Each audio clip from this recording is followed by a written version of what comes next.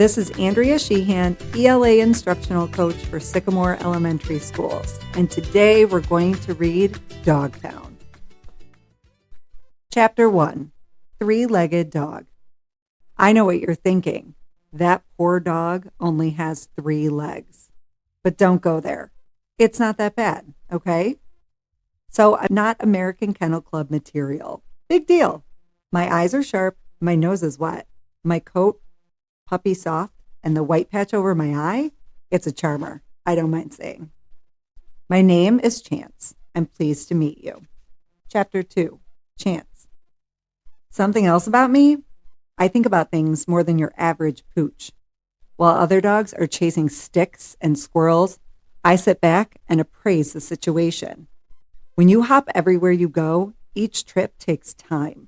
So you think about where you're heading and why. Also, 3 is a lucky number.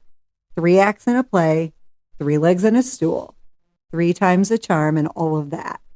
And since management at Dogtown plays a lot of poker, being lucky is pretty darn lucky. Of course, I wasn't lucky when I lost my leg, but that's a story I don't like to tell. Chapter 3, A Place for Homeless Dogs. Dogtown is a shelter, a place for homeless dogs. The dogs of Dogtown are as fancy as you'll find anywhere. Collies and corgis, Shar-Peis and sheepdogs, oodles of schnoodles, poodles, and labradoodles, plus plenty of mutts like me. And then there are dogs who aren't dogs at all because they're made entirely of metal. Ever petted a stapler? Hugged a toaster? Cuddled a bag of doorknobs? Then you know what it's like to have a robot dog. No fun at all. Why were metal dogs at Dogtown in the first place? That's the question. Chapter 4, Dogtown 2.0. It was management's idea. Dogtown 2.0 was a gimmick, a publicity stunt. People loved seeing real dogs roughhousing with robot dogs, tussling and tug-of-warring, sniffing hind ends or curled up together to rest and recharge. Newspapers wrote articles. Videos went viral. The evening news ran the story 2 days in a row. People came to Dogtown in droves. Chapter 5, The Boss. Unfortunately, a lot of the folks who visited Dogtown 2.0 went home with robot dogs. Oh, the excuses they had. They were clean freaks. They were cat people. They were allergic. They didn't like dogs who pooped. That's when the hostility between us real dogs, the flesh and bloods, and the metal dogs began. But Dogtown 2.0 created so much foot traffic that real dog options increased too. At least that's what management said. And she's the boss, right?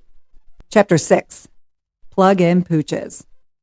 Most of the robot dogs at Dogtown were known by their breed names: E-Dog, I-Dog, Abo, Robo-Rover, or Pup 1000. But those aren't real dog breeds like pugs and pointers and Pekingese. Nothing real about a metal dog. They'd be laughed out of the ring at a dog show. They're brands, that's it. Besides that, lots of them are in bad shape by the time they get to Dogtown. Tails broken, wires poking out, chargers missing. Nothing sadder than a plug-in pooch who can't wag his own tail. He'd go straight to the e-waste heap. Even in her finest hour, no e-dog has a heart. They don't have the first idea of what it feels like to carry one around in your chest. The weight of it, you know. Chapter 7, Metalhead.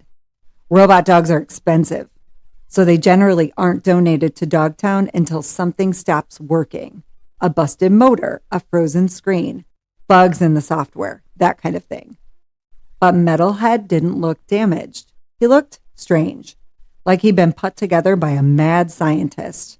There was something off about his whole backside, as if another dog's rear end was attached to his front end.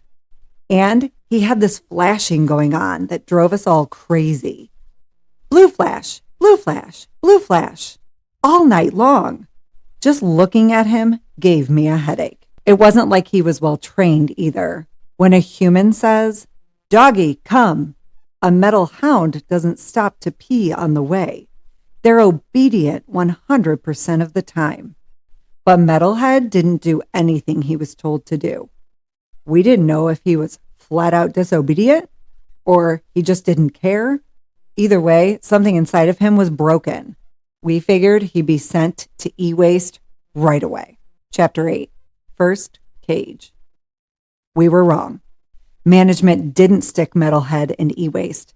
She put him in First Cage, the first pen adopting families see when they come to Dogtown. The first pup they lay eyes on melts their hearts and gets adopted right away. None of us was happy that a hunk of steel with the personality of a paperweight had been given that premier piece of real estate. Geraldine, a St. Bernard, was really ticked off. She got sent to Dogtown because, how do I put this delicately? Her piles were too large. I don't understand humans. Doesn't seem that difficult to figure out. Big dog, big. Anywho, Geraldine wouldn't stop barking about Metalhead getting first cage. What am I, kibble dust? All I'm asking for is a little respect, people, she barked. But the humans didn't understand a word she said. Trying to bridge the human-dog divide is a game of charades. We understand them. They don't understand us. We joined Geraldine and her big bark the way we always do. But it did no good. Metalhead was going to blink blue in first cage until management moved him. There was nothing we could do about it. Chapter 9, Boo-hoo. If that wasn't bad enough, Metalhead was a boo-hoo. Plenty of flesh and blood dogs are boo-hoos. Dogtown is a shelter, after all. Dogs end up in Dogtown because they're lost or abandoned. They come to us because they bit the mail carrier. Or they dug up the peonies, the poppies, and the pansies. Or, and this is a really big no-no, they ate their human cell phones. You wouldn't believe the talented dogs that are dumped because of phone chewing. It's a crying shame. Real dogs aren't happy when they arrive. They whine, they whimper, they hide their heads and refuse to eat. They're hopeful there's a sign stapled to a telephone pole somewhere that says missing dog with their picture on it. Might even offer a reward. If only they could escape. If only they could go home. If only their humans knew where they were. I couldn't blame them. Who didn't miss home? Cats to chase, kids to race, and a bull with your name on it. But in the end, real dogs are resilient. We get over our heartbreak most of the time. I wasn't so sure about e-dogs. Metalhead was the first one I ever saw who was a boo-hoo.